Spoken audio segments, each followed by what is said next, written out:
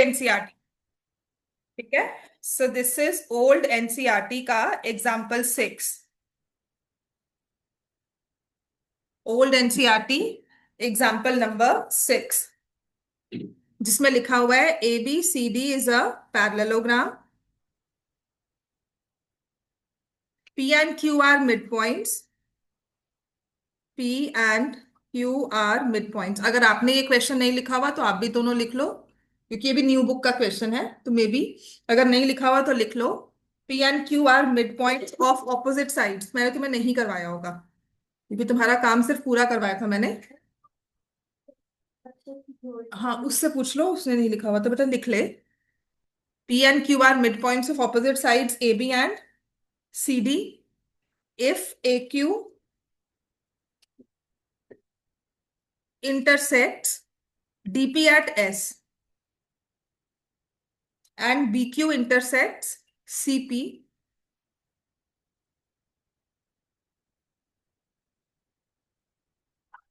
CP at R, show that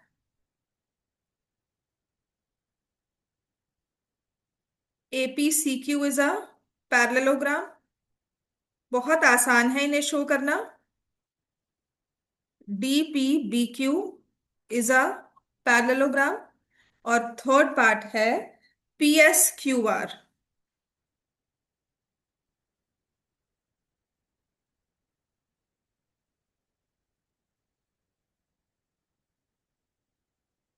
तो आपको एक ऐसा पैरेललोग्राम दिया हुआ है जिसमें लिखा हुआ है A B C D, P and Q are mid points of A B. तो ए बी का मिड पॉइंट, सी डी का मिड पॉइंट।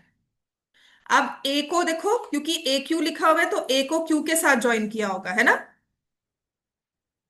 फिर लिखा है डी पी, तो डी को पी के साथ ज्वाइन कर दिया, और इनका इंटरसेक्शन पॉइंट क्या बन गया यहां पर, एस। समझ में आ गया। उसके बाद बी को क्यू के साथ लिखा, देखो नाम क्या लिखा है, बी क्यू, तो इसका मतलब बी और क्यू को ज्वाइन कर दिया। फिर हमारा नाम क्या लिखा हुआ है, सीपी, इसको ज्वाइन कर दिया। और यहां पे पॉइंट ऑफ इंटरसेक्शन क्या आ गया, आर। तो आपको शो करना है AP C Q is a parallelogram. ठीक है, ये तीन हमारे फिगर्स कोऑर्डिनेटर्स बने हैं ऐसे इंटरसेक्शन से, तो हमें शो करना होगा हर एक एक पैरेललोग्राम है।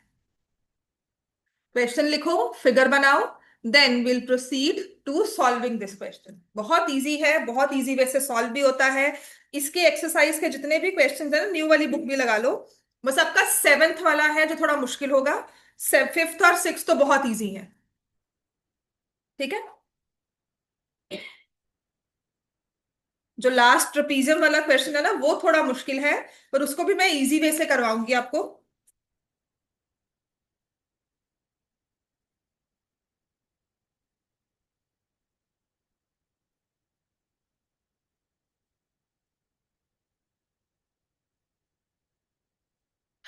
सबने लिख लिया क्वेश्चन है? तो गिवन तो आ जाएगा parallelogram ABCD, P and Q are mid points बस of A B and C D. उसके बाद तो पता ही है इंटरसेक्शन हो रही है हमने, है ना। So given is a parallelogram, P and Q are mid points of A B and C D respectively. To prove में वही तीन चीजें हमने लिखनी है। कंस्ट्रक्शन कुछ नहीं होगी, इतनी सारा कुछ बना हुआ है, तो कंस्ट्रक्शन हमें और क्या करनी है, we've joined A Q, we've joined B Q, we've joined DP, we've joined CP. सब कुछ तो हम पॉइंट्स के साथ ज्वाइन कर चुके हैं वर्टिसेस को, तो इसमें हमें और कुछ नहीं प्रूव करना। कंडीशन हमें पता है कि P and Q mid points हैं। मिड पॉइंट का काम क्या होता है, मिड पॉइंट किसका होता है, मिड पॉइंट किसका होता है, लाइन सेगमेंट का, है ना। किसी लाइन सेगमेंट का। देखो, अगर आप कहोगे कि ट्रायंगल का मिड पॉइंट हो, ट्रायंगल का कोई मिड पॉइंट नहीं हो सकता। ट्रायंगल के पास बाकी सब चीजें हैं, उसके पास साइड्स है, साइड्स के मिड पॉइंट होंगे। बात समझ में आई। आपको अगर परपेंडिकुलर बाइसेक्टर ड्रॉ करना है तो वो किसका होगा, एक लाइन का। किसी एंगल का परपेंडिकुलर बाइसेक्टर नहीं होता। अगर कहा गया ना कि परपेंडिकुलर बाइसेक्टर ड्रॉ किया है तो वो किसी लाइन का होगा। अगर मैं कह रही हूं एंगल बाइसेक्टर ड्रॉ किया है तो किसका होगा? एंगल का। कोई एंगल बनेगा तभी उसको बाइसेक्ट करोगे, राइट? अगर मैं कह रही हूं डायगोनल बनाया है, तो किस में बनाया जाएगा?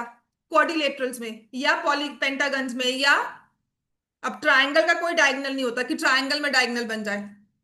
बात समझ में आई? तो ये बेसिक टर्म्स जो होती है उन्हें समझना है। अगर मिड पॉइंट दिया हुआ है तो वो साइड का दिया हुआ है।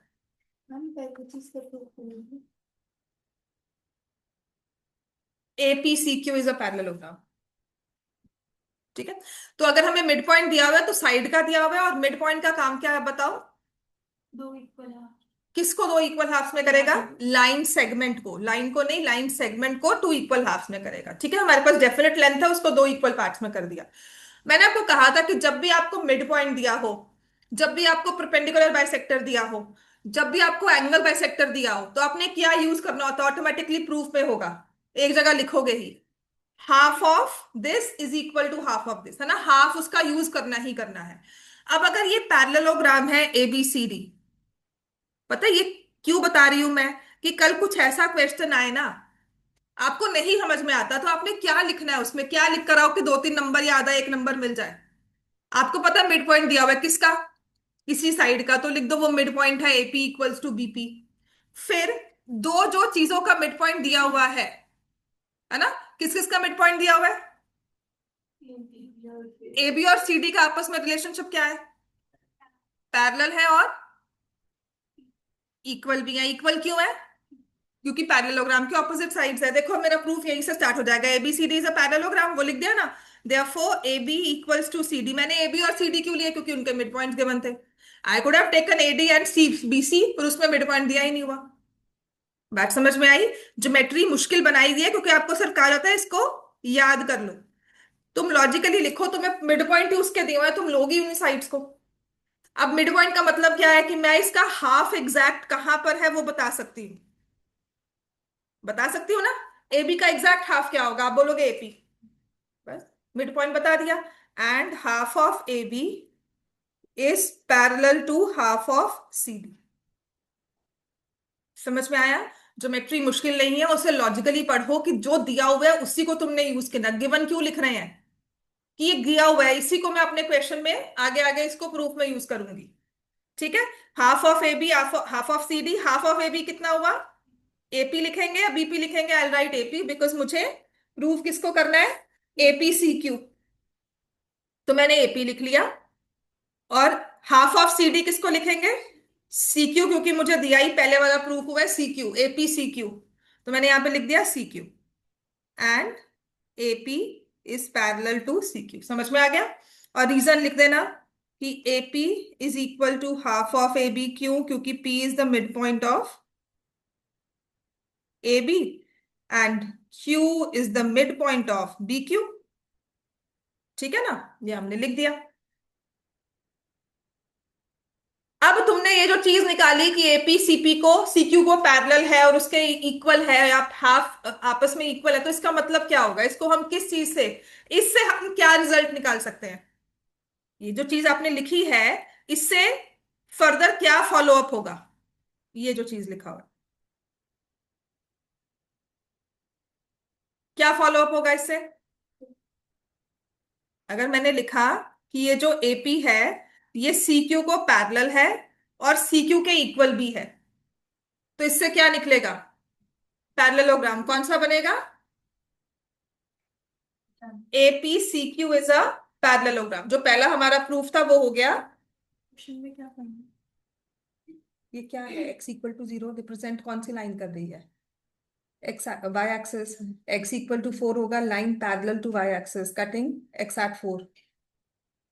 इसको ड्रॉ करोगे ना तो पता लग जाएगा वो कैसा है। और इसमें भी यही लिखना है। हाँ, इसमें नहीं, ग्राफिकली तो ये कार्टेशियन प्लेन में लिखोगे 0x प्लस फाइव, तो ये y=-4 आ गया। कार्टेशियन प्लेन में this is a line parallel to x axis. तो लिखो therefore APCQ is a parallelogram. One pair of opposite sides is equal as well as parallel. One pair of opposite sides is equal and parallel. ठीक है, first part prove हो गया। अब ऐसे उसने कहा है DPBQ। देखो वही चीज,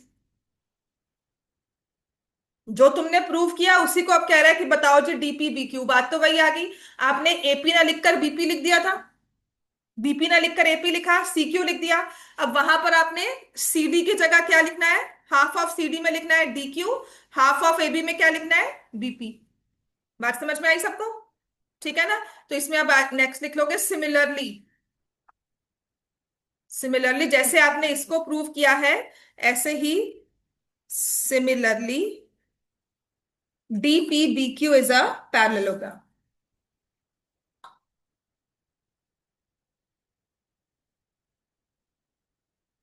as DQ is parallel to BP and DQ is equals to BP।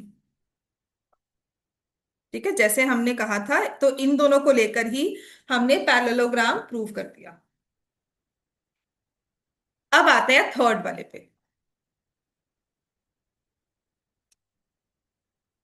Third वाला क्या है देखो, ये वाली फिगर, ये अंदर वाली फिगर, इसको पैरेललोग्राम प्रूव करना है। समझ में आ गई बात है?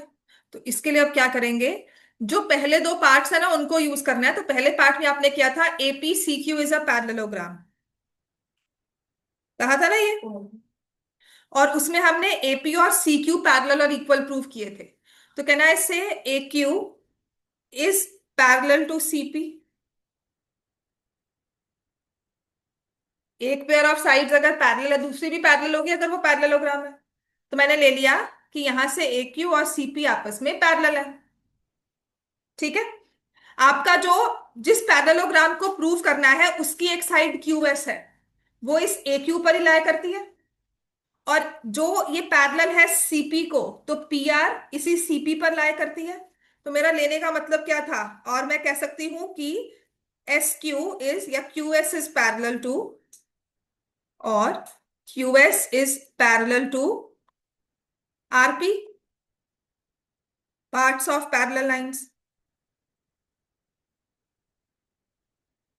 समझ में आ गया? ऐसे ही आपने लिखा था also DPBQ is a parallelogram. DQ लेकर किया था तो इसकी साइड क्या हो जाएगी, DP पैरेलल QB। और अब बताओ अगर DP ले रहे तो कौन सी साइड लेंगे,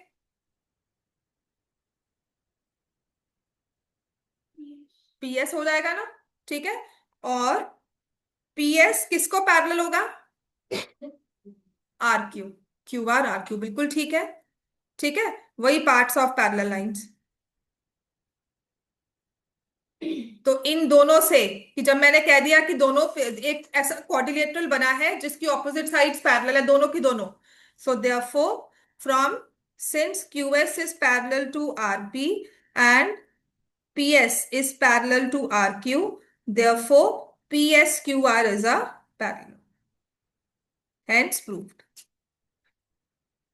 समझ में आ गया? ठीक है, अब आपके एक्सरसाइज का करना है क्वेश्चन नंबर 5 नई वाली बुक में, और पुरानी वाली बुक में क्वेश्चन नंबर 9 है।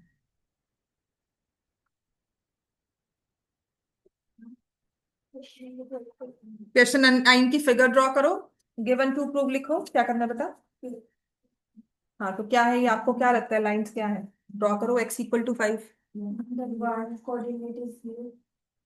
X=5 लाइन ड्रॉ की, लाइन नहीं बनाई तूने, लाइन सेगमेंट बनाई है पूरी, इसको बना ऐसे नीचे, और एंड पॉइंट्स बनाओ इनके, वो बनाना ऐसे बनाते हैं देख।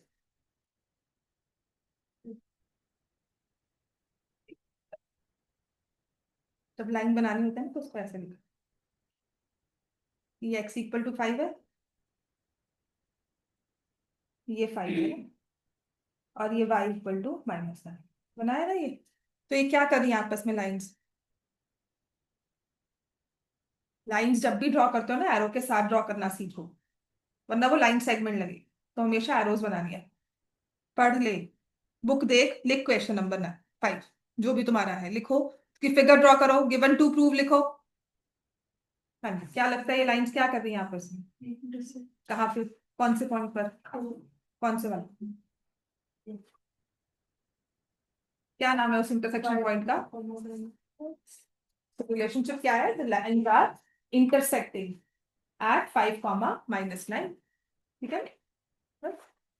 कोऑर्डिनेट और लीनियर इज ऑल अबाउट, जो ये वाला है ग्राफिकल, कि जितना आप इसको समझ सकते हो और जितना इसको विजुलाइज कर सकते हो। ठीक है ना।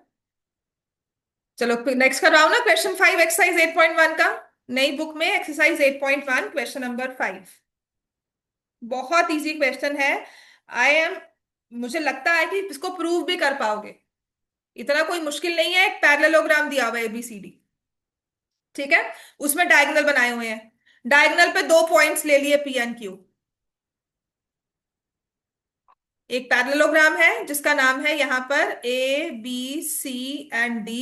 डायगोनल पे दो पॉइंट्स हैं। एक यहां पर लिखा है P और एक लिखा है Q। तो आपने A और P को ज्वाइन कर दिया, फिर उसने इन सबको ज्वाइन कर दिया, है ना। फिगर को स्टेप बाय स्टेप देखा करो। उसके बाद उसने कहा है कि जो हमारा DP है, ये BQ के इक्वल है। हमने PN Q पॉइंट्स ऐसे नहीं मार्क कर लिए, हमने कहा जितना D और P में डिफरेंस होगा उतना ही B और Q में डिफरेंस होगा, डिस्टेंस। ठीक है। तो हमें दिया हुआ है गिवन में parallelogram ABCD, P and Q are points on BD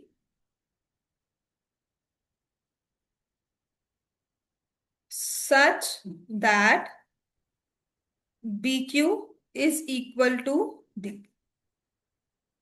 ठीक है। और कोशिश क्या करो, कभी कभी मैं भी गलती करती हूँ, जो आपको बुक में दिया होता है ना नाम, अगर आपने PD लिखा होता तो हम PD ही लिखते। तो यहाँ पे DP लिखा हुआ है, DP इक्वल्स टू BQ, तो मैंने वही लिखा है। ठीक है। और शो करने में ये सारी चीजें हैं हमारे पास, बहुत सारी चार चीजें हैं ना। अब आते हैं टू प्रूफ में, लिख लोगे ना। मैं डायरेक्टली आती हूँ प्रूफ में। पहला प्रूफ का पढ़ो, जो लिखा है triangle APD is congruent to triangle CQB। ठीक है। तो पहला जो प्रूव करना है, फर्स्ट टू प्रूव, और इसका प्रूफ। हाँ जी, ट्रायंगल देखो कौन सा हुआ, ये है APD, और यहां से है CQB। एक ये वाला और एक ये वाला। इन दोनों को मुझे कॉन्ग्रुएंट प्रूव करना है, तो पहली चीज हम क्या लेंगे? PP equal to PQ। वो तो हमें दिया हुआ है DP इक्वल्स टू BQ। ठीक है ना। तो लिख भी ले साथ साथ, in triangle APD and triangle CQP आपके पास आ गया DP इक्वल्स टू BQ। दूसरी चीज क्या लोगे, देखो। AD is equal to BC parallelogram। हाँ, पैरेललोग्राम की साइड्स हो गई। AD इक्वल्स टू BC, ये हमें गिवन था। This is opposite sides of parallelogram. एक चीज और लेनी है। अच्छा अब आते हैं हमारी कॉन्ग्रुएंसी। अब समझना है कि तीसरी चीज लेनी कौन सी है। तो हम क्या करते हैं, कॉन्ग्रुएंसी के प्रूफ्स लिखो। या तो होते हैं साइड साइड साइड, या होता है SAS, या फिर होता है ASA, या होता है एंगल एंगल साइड, या फिर होता है RHS। हमने दो साइड्स ले ली, तीसरी कौन सी लेंगे? या तो एंगल लेंगे या साइड। तीसरी साइड के बारे में तो मुझे कुछ पता ही नहीं है, तो क्या कोई एंगल ले सकते हैं हम, वो सोचेंगे। बात समझ में आई? दो साइड्स लेने के बाद मेरे पास यही दो प्रूफ रह जाते हैं। या तो SSS से प्रूफ कर सकती हूँ या SAS से। अब तीसरी साइड का मतलब है I should take AP and CQ। मैं क्यों नहीं लूंगी, क्योंकि मुझे नेक्स्ट में वही प्रूव करना है। तो मैं उसे गिवन कैसे मान लूं कि नहीं नहीं ये भी इक्वल है, मुझे तो प्रूव ही वही करना है। तो इसके लिए मैं क्या करूंगी, I look for an angle. और एंगल कौन सा होगा? जब पैरेललोग्राम की बात करते हैं, पैरेलल लाइंस की बात करते हैं, तो कौन से एंगल्स आते हैं? वो जो सब हमने लाइंस एंड एंगल्स में पढ़े थे, ऑल्टरनेट इंटीरियर, कॉरस्पॉन्डिंग। तो ये वाला एंगल इज इक्वल टू ये वाला। समझ में आ गया? तो हम इसमें लिखेंगे कि AD is parallel to BC and BD is transversal, therefore angle ADB, is equal to angle DBC, alternate interior angles. ADB को और लिख लो एडीपी, ताकि हमारे ट्रायंगल में फिट हो जाए। और अगर हम लिख रहे हैं डीबीसी तो उसको मैं लिख लूंगी क्यूबीसी, और यहां पर आ जाएंगे angle A D P is equal to angle QBC proved. ठीक है, so triangle A P D is congruent to triangle C Q B. ये हमने ये बी क्यू साइड ली थी, बीसी साइड ली थी, और ये एंगल इंक्लूडेड हो गया, तो बिल्कुल ठीक आ गया ऐसे ऐसे। ठीक है, ये कॉन्ग्रुएंसी का प्रूफ हो गया। फर्स्ट वाला लिख लिया ना। अब हमें टू प्रूव करना है सेकंड पार्ट, जो कि है AP is equal to C Q. ये कैसे प्रूव करोगे? सीपीसीटी। सबने लिख लिया ना कॉन्ग्रुएंसी का प्रूफ? सबने लिख लिया। तो अब इसमें हम सेकंड पार्ट लिखकर लिखेंगे कि सिंस वी नो ट्राइ इधर लिख सकते हैं लिख लो, दोबारा से लिख लिया करो। Triangle APD is congruent to triangle CQB, therefore AP equals to CQ CPCT. अब थर्ड वाला खुद कर सकते हो, देखो ए क्यू बी कॉन्ग्रुएंट है ट्रायंगल सीपीडी के साथ।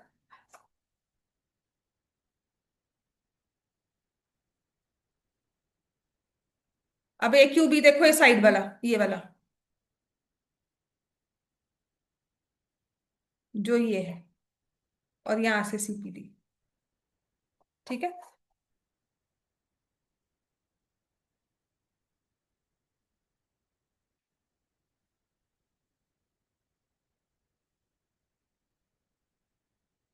तो मेरे पास तो देखो पहले क्या आएगा। A B equal to C हाँ, A B equals to C D. प्रभनु अब तुम बताओ कौन सा होगा? ए क्यू ए क्यू तो नहीं होगा, क्योंकि वो तो नेक्स्ट स्टेप में प्रूव करना है। और क्या दिया हुआ गिवन में? तुमने लिखा भी है, पीछे प्रूव में यूज भी किया है। मैं तुम्हें कह रही हूँ ए बी तुमने ले लिया, चलो ठीक है, उसने बता दिया। ए क्यू मैं तुम्हें कह रही हूँ नहीं लेना, फिर क्या रह गया?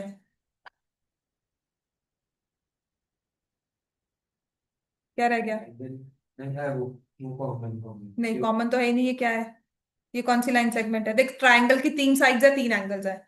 दो साइड्स तुमने एक साइड बताई, एक साइड मैंने कहा नहीं लेनी, तो तीसरी साइड कौन सी हो गई? B Q.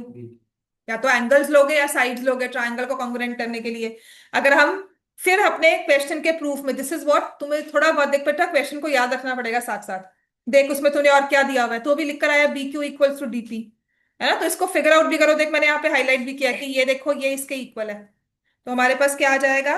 B Q is equal to DP given. अब तीसरी चीज क्या लिखेंगे? एंगल। देख ट्रायंगल अगर ये है तो इसमें एंगल होना चाहिए, तो सीडी पे ले रहा है तो ये एंगल है। ठीक है, तो हम कौन सा एंगल लेंगे? सीपीडी। यहां सच यही तो है, मैं यहाँ पे देख रही हूँ। हाँ मैं ऊपर वाले ट्रायंगल पे देख रही हूँ। ठीक है, बिल्कुल ये वाला ही आएगा, ये वाला और ये। ठीक है, तो मेरे पास आ जाएगा angle A B Q is equal to angle C D P. ये हमारे बनते हैं alternate interior angles, but I would want कि आप इसको प्रॉपरली लिखो। A B is parallel to C D and B D is transverse. ठीक है, तो ये बन रहे हैं ऑल्टरनेट इंटीरियर एंगल्स। अब हमारा फोर्थ पार्ट है। अच्छा, यहां तो हमने प्रूव कर दिया triangle A Q B is congruent to triangle CPD, और रूल लगा वही एस एस। घर जाके पूरी एक्सरसाइज रिवाइज करके आनी है, कल मैं पहले दो तीन क्वेश्चन सॉल्व करवाऊंगी इसके। साइड बाय साइड ये पढ़ना शुरू करो, और आपका थर्ड टेस्ट भी आपको शेयर हो जाएगा। आपके फर्स्ट टू टेस्ट डिस्कस करवा दिए थे मैंने, पहले दो, है ना? थर्ड टेस्ट देना है बस आप। अब साथ में क्वाड्रिलेटरल्स और थर्ड टेस्ट दोनों इकट्ठे करने हैं, 2 दिन का टारगेट रखो ये। ठीक है, अब हमारे पास फोर्थ पार्ट है A Q equals to CP CPCT. क्योंकि हमारे पास है triangle A Q B congruent to triangle CPD.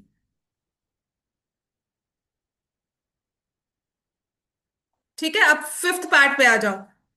एपीसीक्यू is a parallelogram. APCQ is a parallelogram, इसको कैसे प्रूव करोगे? PP equal to hmm and AP equals to C Q, दोनों में prove कर चुके हैं कि AP equals to C Q and A Q equals to CP. This is proved above. So both pairs of opposite sides are parallel, are equal, sorry. Both pair of opposite sides are equal. Therefore, APCQ is a parallel. Question 6 उतना ही आसान है, पढ़ो। अगर इतना prove कर लिया तो question 6 prove करना भी आसान है।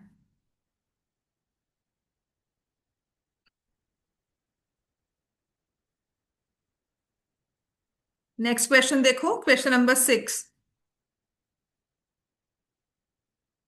इस हफ्ते फिर से तैयार रहना क्वाड्रिलेटरल्स के बुक वाले क्वेश्चंस, कोई एमसीक्यू नहीं दूंगी, सिर्फ बुक के क्वेश्चंस ना आपको लिखने हैं। I will give you 6 questions, 3 पहली एक्सरसाइज से, 3 दूसरी एक्सरसाइज से। ठीक है, उन 3 क्वेश्चंस, 6 क्वेश्चंस को अच्छे से लिखना है, कम से कम 5 तो अच्छे से लिखे होने चाहिए उसमें से। ABCD is a parallelogram.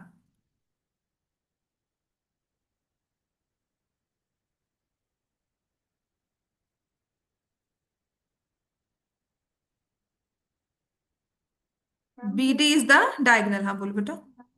passes through region where हाँ। ax plus by c is equals to 0 when it passes the region कब होगा बेटा? ओरिजिन कौन सा पॉइंट होता है? 0 हाँ, तो अगर ओरिजिन से पास करती है तो ओरिजिन उस लाइन के लिए क्या है?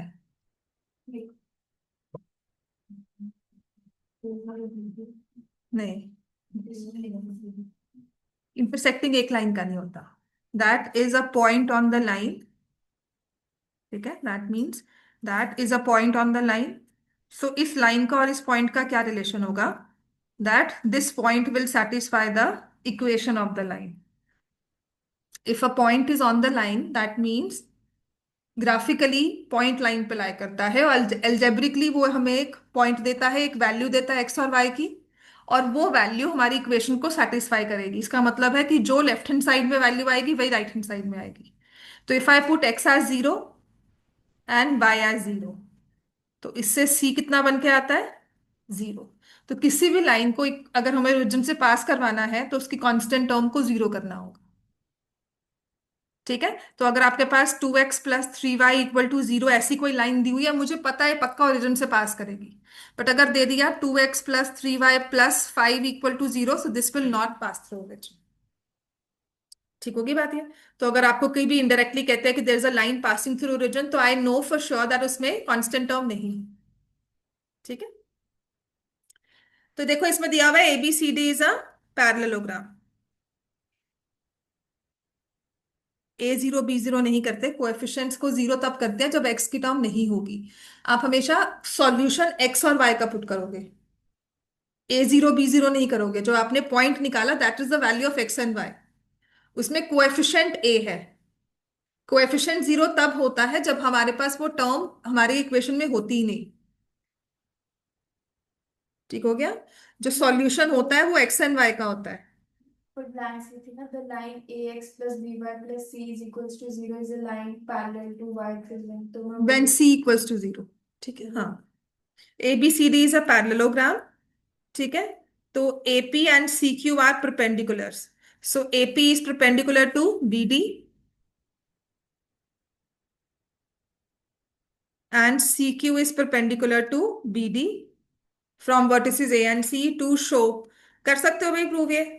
To prove triangle APB is congruent to triangle CQD।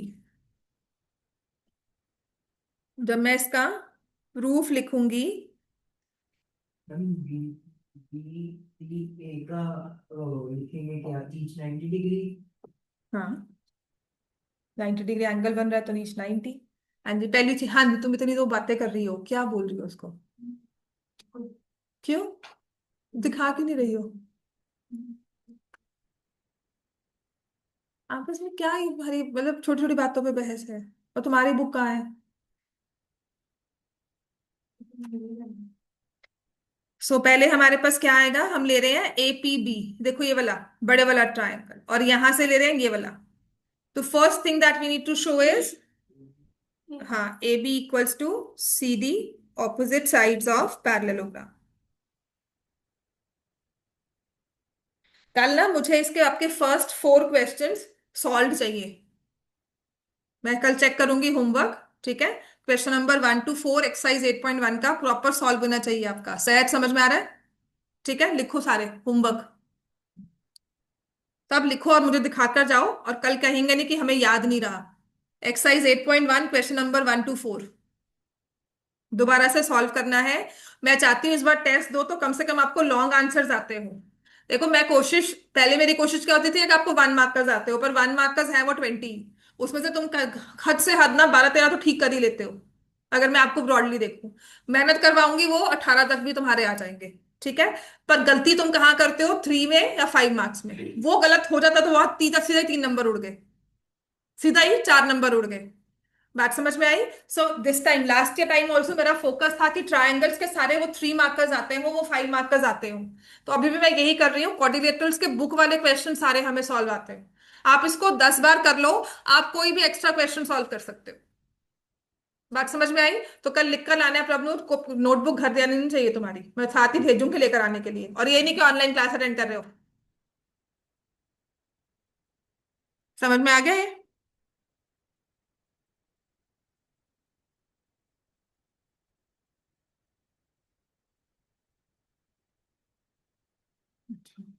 So AB equals to CD हमारे पास आ गया, right? Opposite sides of parallelogram.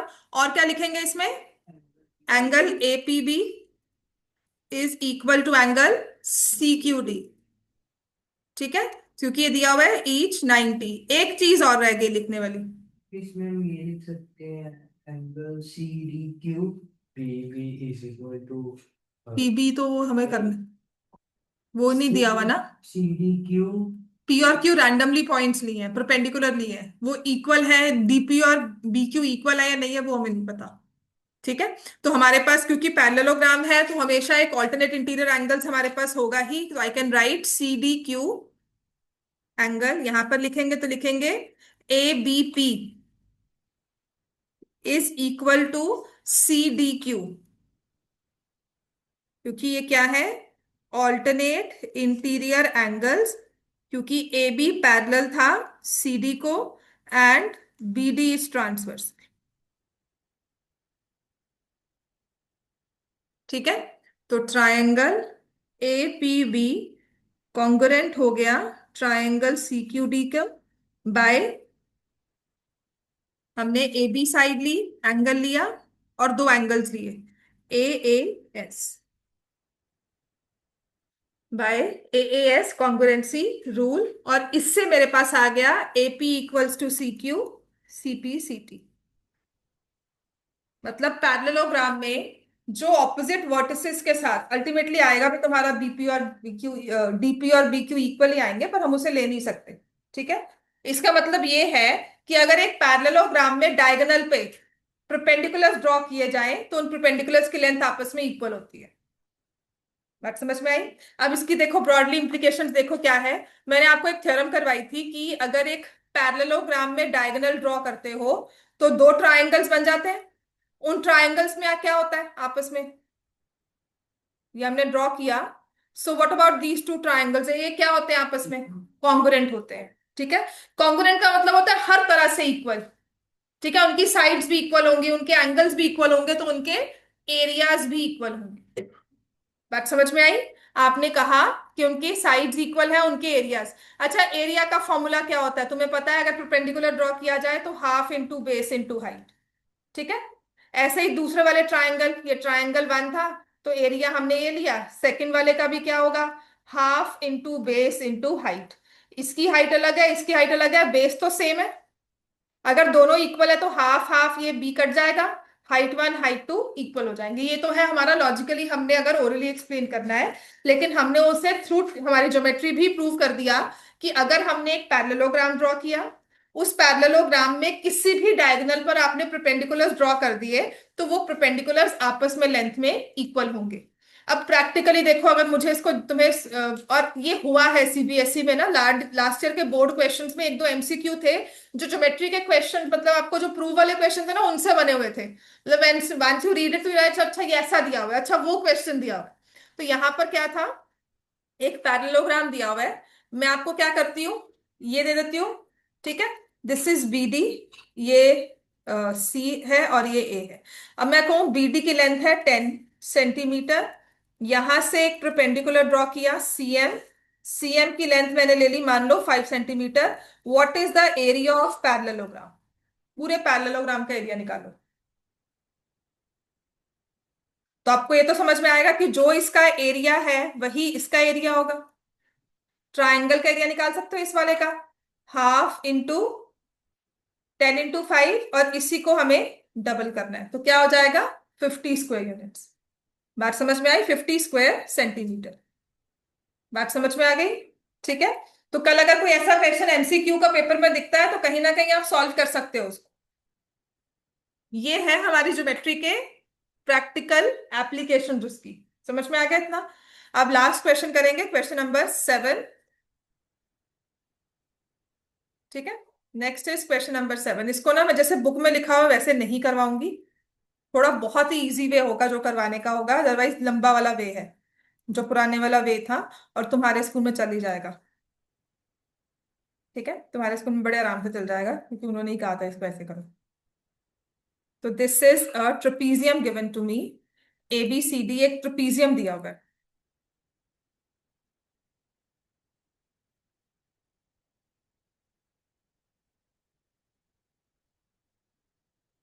A B C D is a trapezium,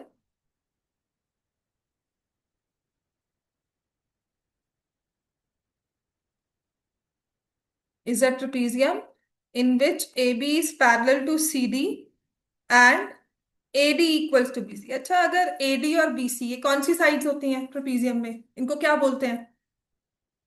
अच्छा, AB और CD को क्या बोलेंगे, आपस में क्या है ये, पैरेलल। तो ये कौन सी साइड्स हुई, पैरेलल साइड्स। ट्रपीजियम में they are not equal sides, they are parallel sides. What about AD and BC, अगर ये कौन सी साइड्स हैं जो पैरेलल नहीं है, तो इनको क्या बोलते हैं, नॉन पैरेलल साइड्स। क्या बोलेंगे इनको, नॉन पैरेलल साइड्स। आपस में नॉन पैरेलल साइड्स में क्या दिया हुआ है, क्या है ये आपस में, इक्वल। तो ऐसे ट्रपीजियम को क्या बोलते हैं, जिनमें नॉन पैरेलल साइड्स इक्वल हो, तो उसको बोलते हैं आइसोसेलेस ट्रपीजियम, ठीक है। कौन सी साइड्स इक्वल होनी चाहिए, नॉन पैरेलल साइड्स। अगर ट्रपीजियम की पैरेलल साइड्स को इक्वल कर दिया तो वो ट्रपीजियम रहेगा ही नहीं, वो पैरेललोग्राम बन जाएगा। ट्रपीजियम रहने के लिए उसकी पैरेलल साइड्स को अनइक्वल होना ही पड़ेगा, तो जो उसकी नॉन पैरेलल साइड्स हैं हम उनको इक्वल कर देते हैं। उसको कर भी सकते हैं नहीं भी कर सकते, पर यहां पे किया हुआ है, तो this is an isosceles trapezium, non parallel sides are equal. तो कल कोई कहे ना कि ट्रपीजियम में एक साइड इक्वल भी है पैरेलल भी है, तो मतलब वो आपको बेवकूफ बना रहा है कि वो ट्रपीजियम तो है ही नहीं, वो पैरेललोग्राम है। बात समझ में आई, this is what is meant by trapezium has only one set of parallel sides which is unequal, non parallel sides can be equal, ठीक है। तो ये हमें दिया हुआ है एडीबीसी, और इसके बेसिस पे वो कहता है ये सारी चीजें प्रूव करो। जो बुक में प्रूफ दिया हुआ है ना, जैसे मैं वैसे बिल्कुल नहीं करवाने वाली, क्योंकि इसका बहुत ही इंटरेस्टिंग सा और इजी सा प्रूफ है, ठीक है। तो टू प्रूफ में वो सारी पांच चारों की चार लाइन लिखकर कंस्ट्रक्शन पे आ जाओ। कंस्ट्रक्शन में हमने क्या लिखना है, from A draw AM perpendicular to DC and from B draw BN perpendicular to DC। यहां से परपेंडिकुलर ड्रॉ किया और यहां से परपेंडिकुलर ड्रॉ किया, और जिस परपेंडिकुलर को हम ड्रॉ करते हैं ऑफ कोर्स उन्हें हम डॉटेड में लिखते हैं, ठीक है। तो आपने ऐसे परपेंडिकुलर्स ड्रॉ कर देने हैं।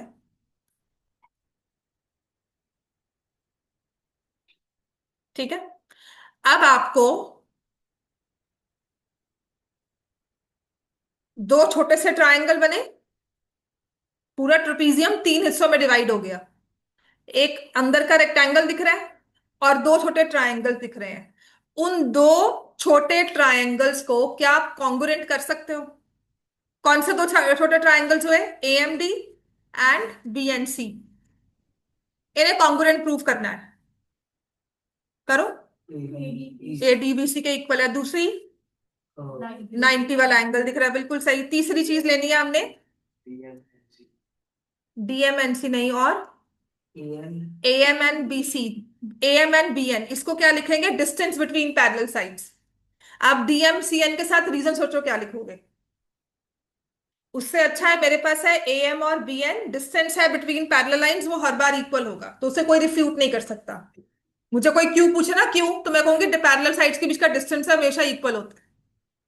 ठीक है ना? तो हम लिखेंगे प्रूफ में अब, ये सबसे इजी प्रूफ है, जो ये वाली चीज है ना, आपने क्या लेना है और इसको कोई गलत कर नहीं सकता। In triangle A M D and triangle B and C, A D equals to B C, angle A M D is equal to angle B N C, ये है ईच 90। और लिख दो A M is equal to B N, और इसको लिख दो distance between parallel lines, या जिसे हाइट ऑफ ट्रेपीजियम भी बोल सकते हो। Therefore, triangle AMD is congruent to triangle BNC। कौन सा रूल लगा? ये साइड ली, ये वाली साइड ली, और ये एंगल, ये साइड ली है, ये साइड ली है, और ये एंगल, दो साइड्स एक एंगल, वो एंगल इंक्लूडेड भी नहीं है, लेकिन वो एंगल कौन सा है? 90 degree. Yes, R H S. R H S, right angle, hypotenuse and side. So triangle A M D is congruent to triangle BNC by RHS। ठीक है। अब इतना सब करने के बाद मुझे पता लग गया कि angle A D M is equal to angle B C N CPCT। तो क्या आपका सेकेंड पार्ट प्रूव हो गया? Therefore angle C equals to angle D। Prove हो गया ना बड़े आराम से, angle C equal to angle D।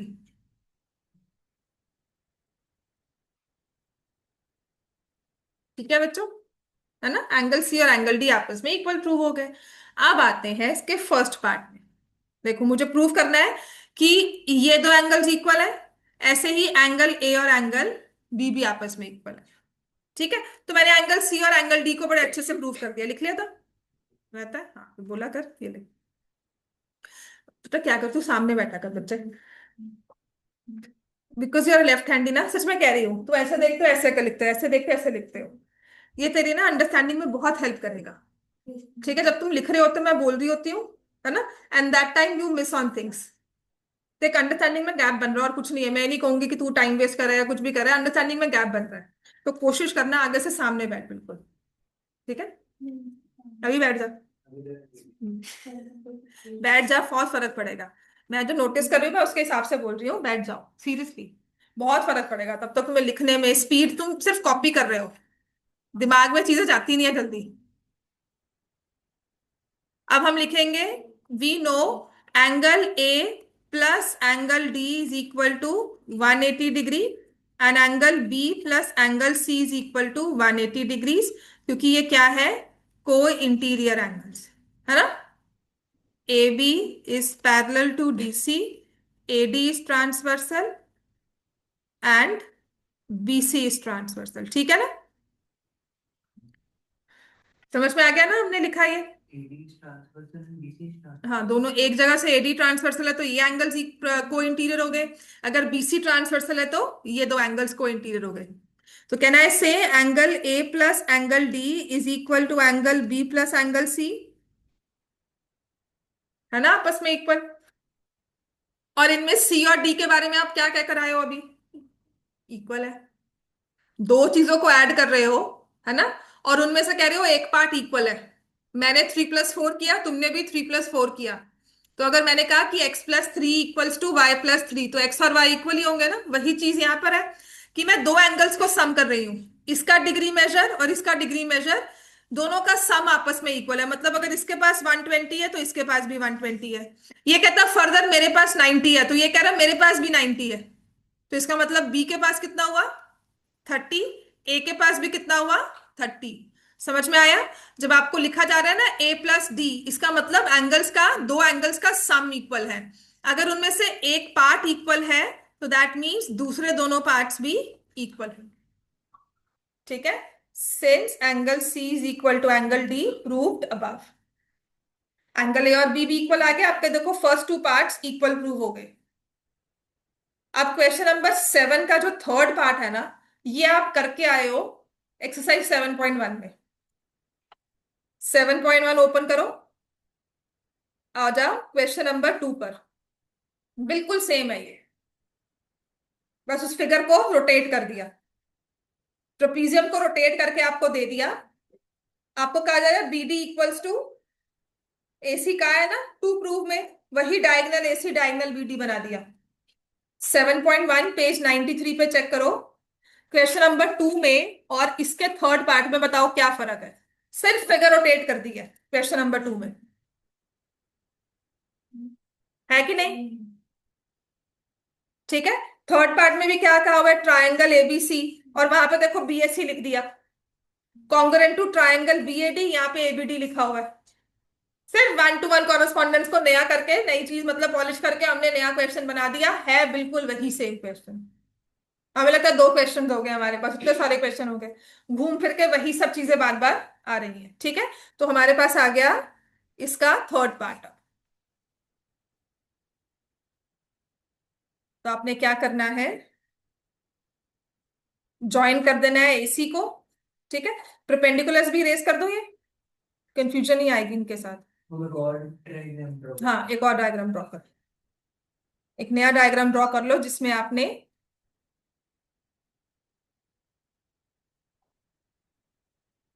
AC और बीडी को ज्वाइन कर दिया।